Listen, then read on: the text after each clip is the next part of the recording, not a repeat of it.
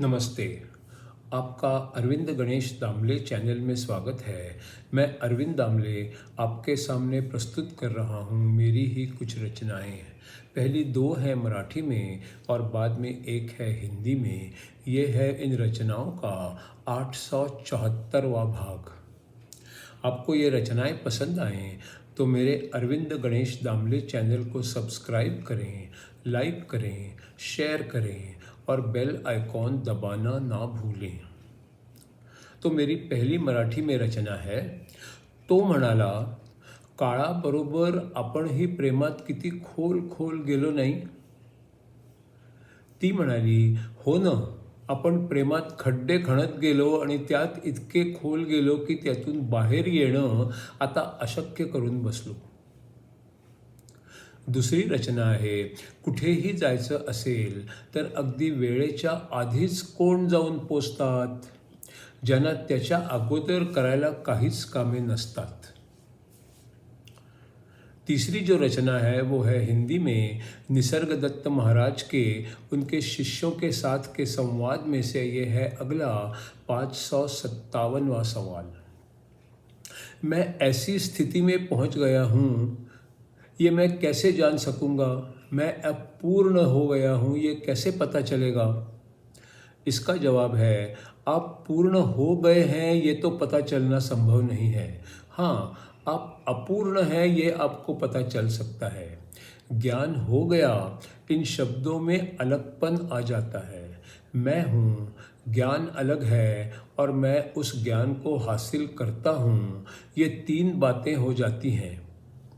आप क्या नहीं हैं ये आपको पता चल सकता है, पर आप क्या हैं ये आपको कभी पता ही नहीं चल सकता। आपको किसी बात का ज्ञान हो गया, इसका मतलब है आप और ज्ञान अलग हैं। इसलिए आपको जो नहीं है, जो भ्रम मात्र है, वही पता चल सकता है। इस बात को बहुत बारीकी से सोचने पर ही ये बात समझ में आती है। इसका अगला 558वां सवाल है, वेदों में माया की कल्पना की गई है, वो समझने में मुश्किल है, पर एक तो निश्चित है कि आदमी की समझ और बुद्धि बहुत सीमित है। इसलिए जो सामने होता है, जो प्रकट होता है, उसे तो सब समझ सकते हैं, पर जो सामने प्रकट नहीं होता, उसे तो हम जान ही नहीं सकते। तो जो भी सामने नहीं है, पर अगर किसी ने देखा और जाना है, तो क्या उसे मान लेना चाहिए? इसका उत्तर है, ऐसा नहीं है। जो कभी प्रकट ही नहीं होता, उसे तो कोई देख नहीं सकता और उसका कोई वर्णन भी नहीं कर सकता। जो इंद्रियों से जाना जा सकता है, उसका वर्णन हो सकता है, पर जो है, पर इंद्रियों से परे है, उसका तो कुछ वर्णन ही नहीं हो सकता। कोई आपको वो बता नहीं सकता। अगला सवाल है 559वां, ज्ञानी लोग कभी खुद को ज्ञानी नहीं कहते, ऐसा वो क्यों करते हैं? इसका उत्तर है, ज्ञानी जानता है, पर क्या आप ऐसे किसी ज्ञानी को जानते हो? और क्या ऐसे किसी ज्ञानी को जानते हो जो कि ज्ञानी हो को जानता है? जो प्रकट है उस सब को जानना भी मुश्किल है, और जो अप्रकट है वो न जाने कितना कठिन होगा। इसका अगला सवाल है 560वां, मैं इतना ही कह सकता हूँ कि मैं जो जानता हूँ वो होता है आसपास के व्यक्ति, चीज़ें, प्राणी, पक्षी, पृथ्वी पर जो भी है वो, हमारी कल्पना और हमारे परिचित लोगों का जो है, यही सब।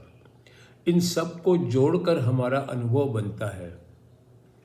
इसका उत्तर है, इन सब अनुभवों का आपने जिक्र किया, पर उसमें से आपके खुद के कितने हैं और वो सब कहाँ से आए हैं, और सारों में से सुने सुनाए कितने हैं? क्या ये अनुभव काफ़ी हो जाते हैं?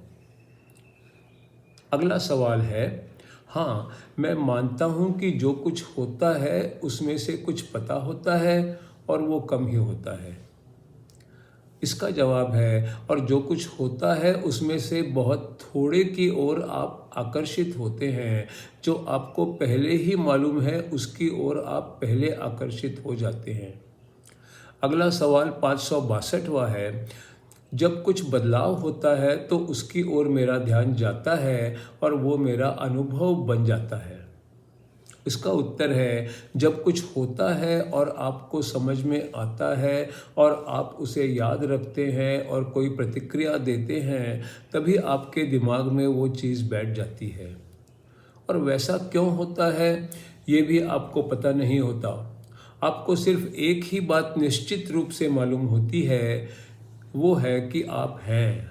आप ऐसे हैं, वैसे हैं, ऐसी सब बातें भ्रम ही तो है। अगला 563वां सवाल है, जो प्रकट होता है और उसमें से जिसमें मैं कोई हिस्सा बन जाता हूँ, वही मुझे याद रहता है। वो तो थोड़ा ही होता है, पर मेरे लिए वो ही सब कुछ होता है, क्योंकि उसे मैं कोई अर्थ दे पाता हूँ। अगर ज़िंदगी में कुछ होगा ही नहीं, तो वो स्थिर, अंधियारी और सुनसान बन जाएगी। इसका जवाब है, दुनिया इतनी विशाल है और आपका प्रकाश उसमें एक जुगनू की तरह है। उसमें केवल बहुत नज़दीक का ही देखा जा सकता है। शायद केवल आप खुद ही उसमें देखे जा सकते हैं। आप खुद में ही गहराई तक एक डुबकी लगाएं और फिर आप शुरुआत तक जा सकोगे।